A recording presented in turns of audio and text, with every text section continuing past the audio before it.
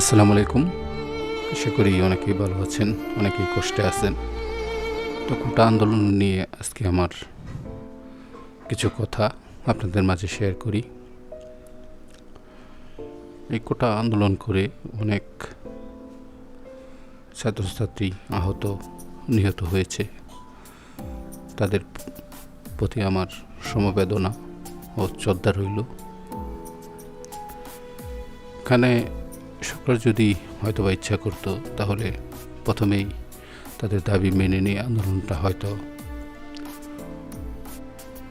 থামাতে পারত, কিন্তু সরকার প্রথম দিকে আন্দোলনটি দমানোর চেষ্টা করছে।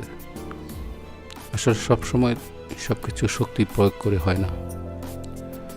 আমরা যে মা বাবার, যে ভাইয়ের বোন হারা, যে বোনের ভাই হারা, যে মা বাবার সন্তান হারা, তাদের দুঃখ কষ্টগুলো দেখবে কি?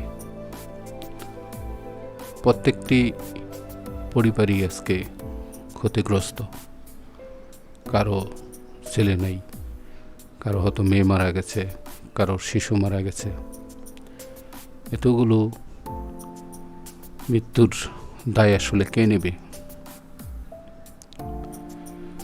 আর পুলিশ যদি এভাবে হয়তো অ্যাকশনে না যাইতো, হতাহত একটু কম হইতো, কিন্তু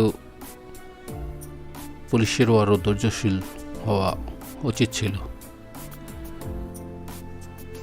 মুক্তিযুদ্ধ সম্বন্ধে আমরা কোনো কথা বলতে চাই না, তাদেরকে আমরাও সম্মান করি।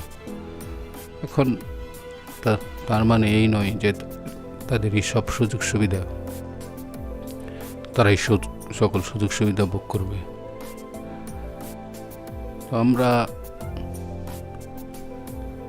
মুক্তিযুদ্ধের জন্য আগে থেকেই ওটা ছিল,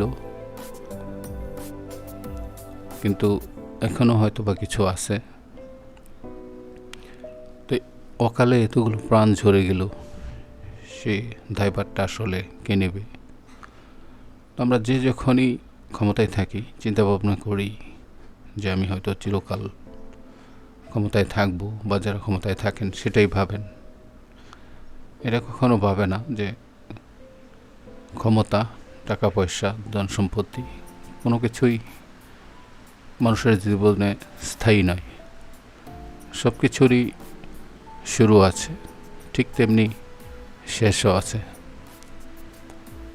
তো আমরা সমবেদনা জানাই যারা এই আন্দোলনে শহীদ হয়েছে, আর যারা প্রশাসন আছে সে ভাইদেরকেও বলবো, আপনারা গুলি চালানোর আগে দেখবেন সে হয়তো আপনার ভাই, ছোট ভাই হতে পারে, আপনার সন্তান হতে পারে, আপনার আত্মীয় স্বজন হতে পারে। আপনারাও বিবেচনা করে সব কিছু করবেন। তো বন্ধুরা, কোটা নিয়ে এটাই আমার সর্বপ্রথম ভিডিও আপনাদের মাঝে শেয়ার করলাম।